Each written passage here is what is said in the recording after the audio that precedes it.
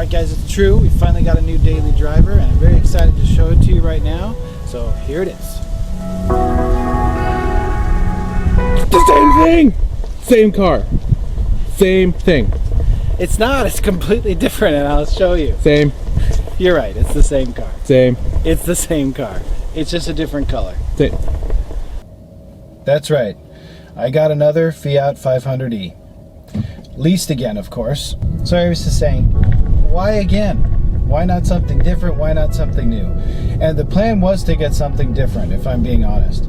However, when I went to go turn in my lease, I saw those stickers on some 2018s, which this is a 2018 model, and the deal was just too good to pass up. So again, I have to tell you that it's definitely the dollars and cents of it that make it work. Just to give you a cost breakdown and be completely transparent, I paid $1,000 down for the lease, and I'm paying about $255 per month, which if you add that up, that's $10,180, which is a lot for a car that you're not going to own. However, in the state of California, you get a rebate check, okay, for getting an electric or leasing an electric vehicle. That rebate check comes in the range between $2,500 and $4,500. That depends on your income. So if you have high income, you're only going to qualify for $2,500. If you have low income, you're going to qualify for $4,500. If you have a tax appetite, meaning that you're going to pay taxes at the end of the year, you also get a federal rebate, not a rebate, excuse me, federal tax credit of $7,500. So that's $10,000 right there if you only get the lowest rebate check from the state. So that brings your investment to getting this car for 3 years to $180. It's not nearly as expensive anymore, right? It's almost free.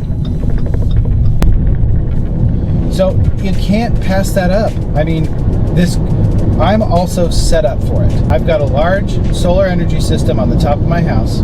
I pay almost no electric bill, even charging this car every night. I have a short commute to work, so the 80 miles of range is way more than I need, even for my longest errands. And I have access to other cars if I need to make a longer journey or go somewhere else that doesn't have charging stations or I won't be able to use the car.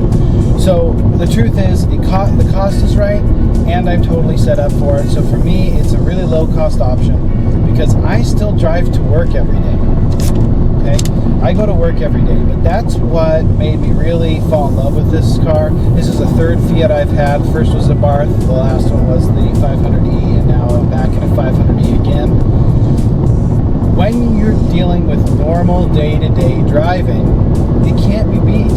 I mean, sure, you can get a high-end luxury car, car that drives itself, but I mean, for the value, it's so fun. I'm driving on crowded roads every day, driving on the roads when it's mostly traffic hours and people going to and from work every day, well, 5 days a week.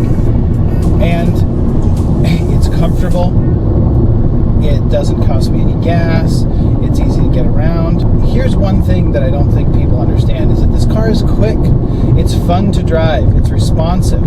So when you have a sports car, especially the JDM cars that we do a lot of videos about on this channel, to let them run, you need open spaces. You need to be at a track day. You need to be late at night on an open freeway. In Mexico, of course, never speed in the United States. It's illegal.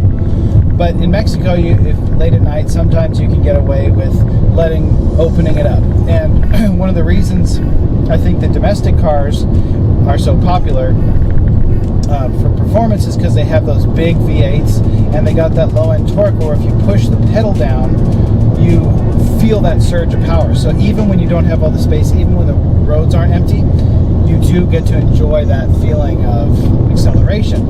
And this car gives you that. It's quick, it's nimble, and when you put your foot down, this little electric motor in this tiny car just starts to pull. And it makes it quick for zipping in and out of traffic, making quick lane changes, putting a wide-eyed look on people's faces when this little Fiat just flies away from them. And it's fun to drive. It does make you a bit lazy because there's no gear changes at all. There's one gear. You always so you never have to look ahead and kind of plan, okay, I need to accelerate or step out. You just step on it. And no matter how fast you're going, as long as you're not at the maximum speed of 88, which I've only ever done in Mexico, it's always going to pull and go and get you out of the lane of traffic or get you ahead of someone that's acting like a bit of a jerk on the road. And it's like a little go-kart. If you've ever been to a go-kart, like a K1 speed type experience, it is so much fun because you just mash the pedal and work the wheel and have some fun for a few hours. So it's similar to that.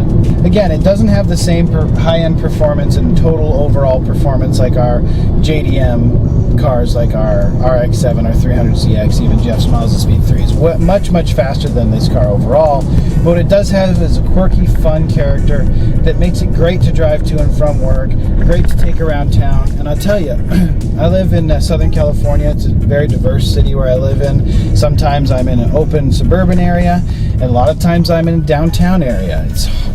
Parking's at a premium. This thing is easy to get into spots. And I get into spots that really only this little car could get into. You step away, I wish I had saved some pictures, but there's only so much room on either side and this thing works out really well. So practically a great car.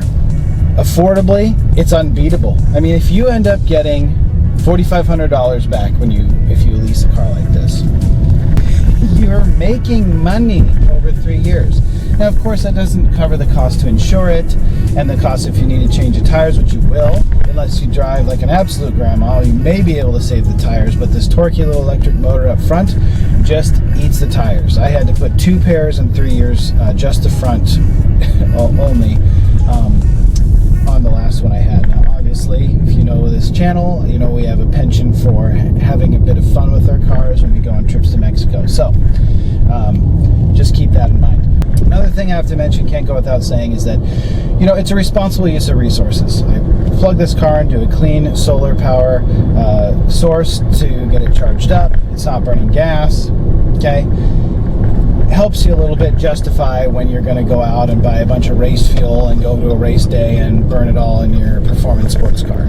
And I think that something that we could really do to make it easier and really take the bullseye off of cars, and for car guys and gals that really enjoy this as a hobby, is to really think that, you know, electricity is for transportation, going to and from work, A to B, just kind of a chore, but fuel is for fun. And that's the way I like to look at it. I don't need to be driving a gas guzzling car every day. I can do that for fun when I want to go to events, want to go to meets, shows, and I can use this car, which is fun, has a lot of great character and personality, when I just need to get to work, and it's not going to cost me nearly anything. So that's why we're back in another Fiat 500e. Hope you've enjoyed this video. We recently made it to 3,000 subscribers, so thank you very, very much. I mean, we're still small, but we're growing, and we really appreciate the support. So please remember, like, comment, and subscribe, and we'll see you guys in the next one.